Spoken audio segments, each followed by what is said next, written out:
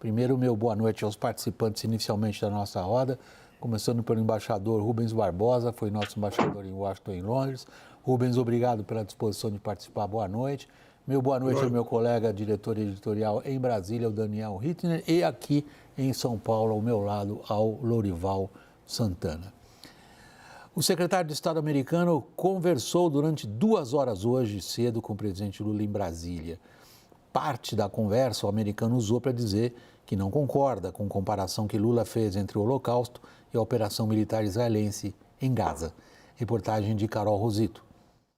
A visita ao Palácio do Planalto do chefe da diplomacia americana acontece em plena crise do Brasil com Israel. A CNN apurou que Antony Blinken contou a Lula a história do seu padrasto, sobrevivente do genocídio nazista. O secretário de Estado disse diretamente ao brasileiro que não concorda com a comparação que fez entre a guerra em Gaza e o Holocausto. So there are comments with which we disagree. As I made clear today, the secretary had a chance to discuss the comments with President Lula today in his meeting in the context of an overall discussion about the conflict in Gaza. And made clear, as I did yesterday, made clear that those are comments with which we disagree. Blinken ouviu de Lula que o presidente brasileiro sempre condenou a matança de judeus na Segunda Guerra Mundial e nunca negou o Holocausto, como chegou a ser sugerido pelo governo israelense. Segundo fontes do Palácio do Planalto, na reunião ficou clara a divergência entre Brasil e Estados Unidos sobre se Israel comete ou não genocídio em Gaza. Os Estados Unidos dizem que não, enquanto o Brasil subscreve um pedido de reconhecimento do genocídio na Corte Internacional de Justiça.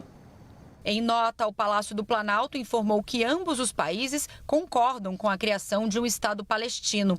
O Departamento de Estado americano disse que Blinken ainda detalhou a Lula os esforços por uma pausa humanitária na guerra em Gaza em troca da libertação de reféns.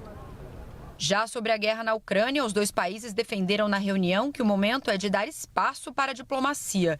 Blinken, inclusive, agradeceu Lula pelo esforço por uma solução pacífica. Simpático ao presidente venezuelano, Lula ouviu do secretário de Estado americano que os Estados Unidos reforçam a necessidade de que Nicolás Maduro coloque em prática o Acordo de Barbados, que previa eleições livres e competitivas neste ano. Mesmo após o acordo, o regime de Maduro retirou os direitos políticos da candidata da oposição, Maria Corina Machado, prendeu uma ativista e expulsou agentes da ONU. Dias atrás, ao ser questionado sobre a situação na Venezuela, Lula não comentou. Eu não tenho as informações, sabe, do que está acontecendo na Venezuela, da briga da Venezuela com a ONU. Os americanos também dizem acompanhar a iniciativa de Maduro para anexar parte do território da Guiana, conhecido como Essequibo. Antony Blinken elogiou o presidente Lula pelo seu papel para evitar uma escalada na tensão entre os países. Rubens Barbosa, da sua experiência como diplomata em Washington, Londres, parece que foi assim, concordamos em não concordar, elegante diplomaticamente, vamos tratar de assuntos mais abrangentes e não faltam entre Brasil e Estados Unidos e parece que se concentram em conflitos. Pelo que se noticiou, essa questão de Israel com o Brasil foi no fim da conversa, não foi central. Eu acho que a visita do Blinken a Brasília, aproveitando a vinda dele para a reunião do G20, foi muito importante. É a primeira visita dele aqui ao Brasil, a primeira visita de um secretário de Estado depois de muitos anos aqui ao Brasil também. E eu acho que a conversa versou sobre não só as relações bilaterais, como também sobre a situação global, né? Certamente essa questão da governança global foi discutida, a questão das duas guerras foi discutida, e como acontece nas conversas diplomáticas, como você falou, eles concordaram em discordar em alguns setores e concordaram em concordar em outros setores. Essa que é a realidade. Eu acho que foi boa a conversa. A relação Brasil-Estados Unidos podia ser mais desenvolvida, podia ser mais diversificada, o comércio podia ser maior. Acontece que nós estamos vivendo num novo mundo, numa nova ordem internacional, em que os Estados Unidos, se você fizer uma lista de 10 principais prioridades, elas não incluem a América Latina e a América do Sul, com exceção, na América Central e no México, a questão da imigração, a questão das drogas. Fora isso, a América Latina e, sobretudo, a América do Sul, não está no radar do Departamento de Estado. Por isso, não há interesse de empresas americanas de virem ao Brasil e não há maior interesse em diversificar essa relação. Nós estamos completando 200 anos das relações com os Estados Unidos e, nesses últimos 20 anos, a situação não mudou. Houve acordos, desacordos entre os dois países, mas as relações são normais, quer dizer, sem nenhuma excepcionalidade, como é o caso do México em relação aos Estados Unidos. Então, eu acho que a visita foi importante, foram discutidos temas bilaterais. Pelo que se sabe, os Estados Unidos anunciaram uma contribuição para o Fundo Amazônico, a ampliação da cooperação na área do meio ambiente, falaram daquele acordo entre o Biden e o Lula sobre os direitos trabalhistas. Eu acho que há substância para aumentar a relação. Mas o problema é que, como eu disse, o Brasil e a América do Sul não estão entre as prioridades do governo americano. Lorival, o que o Rubens está nos sugerindo é o seguinte: fora das manchetes que são geradas por conta de declarações aqui e ali, as relações entre Brasil e Estados Unidos estão mornas. E isso há 20 anos. A vinda de Blinken não mudou nada. Realmente, acho que se a gente considerar os governos que aconteceram nessas décadas, né, houve assim, um certo descompasso nas prioridades dos respectivos governos, né, quando havia prioridades na área de política externa. E os interesses são, em certa medida, divergentes mesmo, né, porque o Brasil tem a inserção global do Brasil, ela passa por, enfim, atrair dinheiro, fundos para proteger a Amazônia, tem essa visão de mudança da governança que não faz sentido para os Estados Unidos, essa discussão hoje da forma, na profundidade que o Brasil propõe, né? E, enfim, e aí ficam coisas muito rarefeitas, né? O trabalho decente, claro, todos nós queremos trabalho decente, mas o que de substancial aconteceu desde aquele encontro em setembro entre o Biden e o Lula? A gente nunca mais ouviu falar desse assunto, não é verdade? Então, assim, seria um ponto de convergência entre um partido democrata ligado a sindicatos e um ex-metalúrgico ligado a sindicatos? Foi uma coisa desenhada com um raciocínio marqueteiro, né? Assim, o Biden encontrar algum ponto de convergência com o Lula, olha para a biografia dos dois, vamos fazer isso aqui, uma coisa sem substância, sem pensamento estratégico e tal.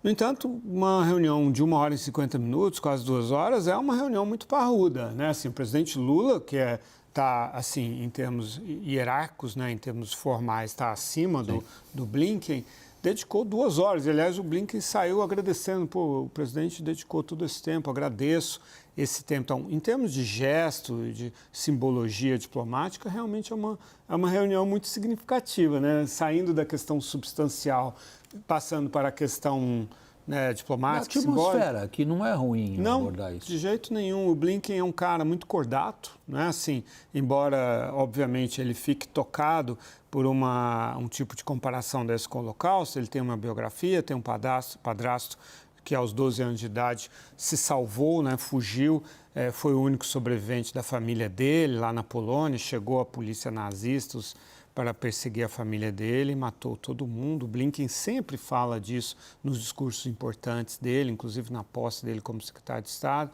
Então, assim, mas é um homem cordato, civilizado, muito pragmático também e muito experimentado. Já conhece o Lula há muito tempo.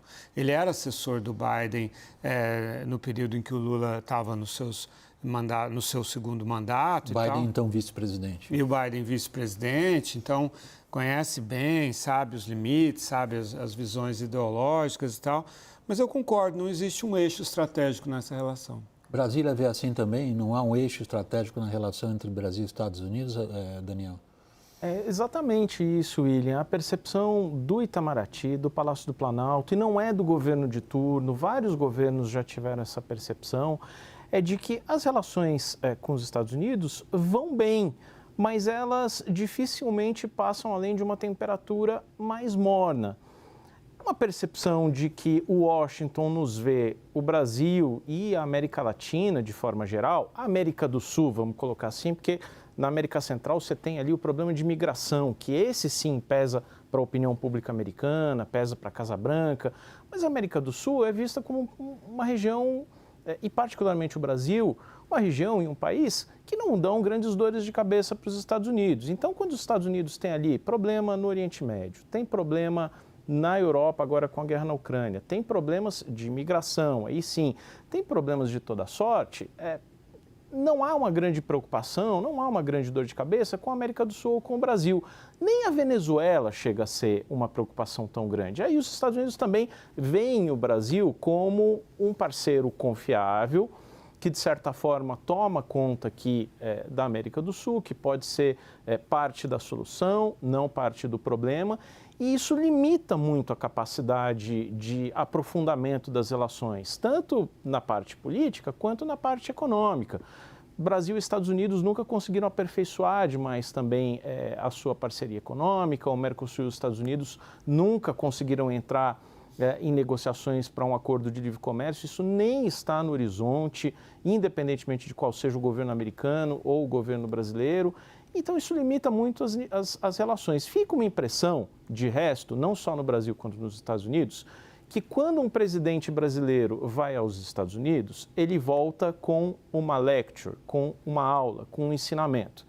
E quando vai para a China, esse mesmo presidente brasileiro ou latino-americano volta com dinheiro, volta com investimentos, com tratados comerciais. Os Estados Unidos, com isso, acabam congelando um pouco a sua posição aqui. Não é uma posição ruim, mas é uma posição muito aquém do seu potencial.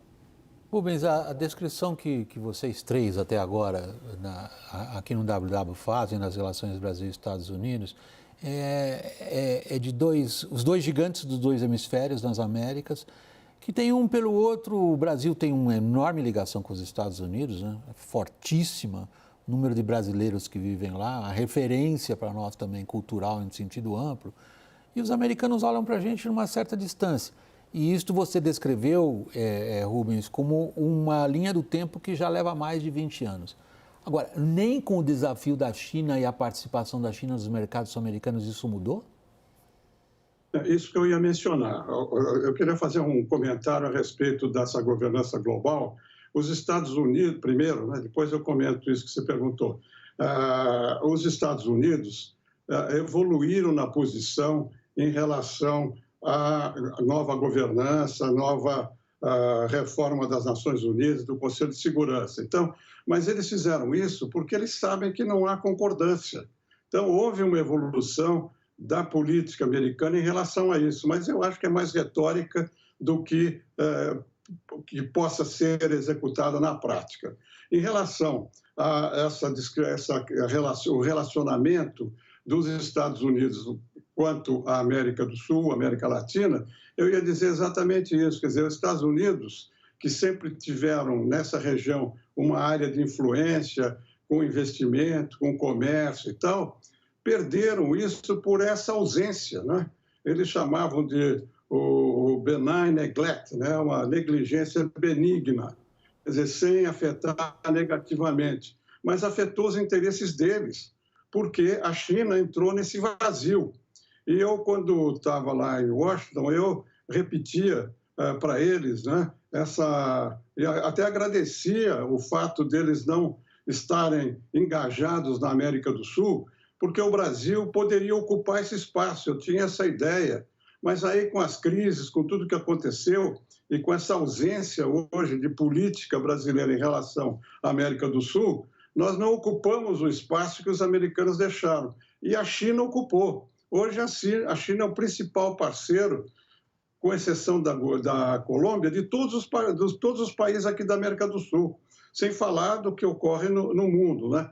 Mas então o problema da relação nossa com os Estados Unidos, primeiro é esse problema da falta de interesse estratégico dos Estados Unidos, apesar de a América do Sul, o Brasil em particular, poder ter muitos acordos de interesse recíproco, porque um dos problemas também que existe no relacionamento bilateral com o Brasil é que o Brasil está interessado em exportar, em receber investimento.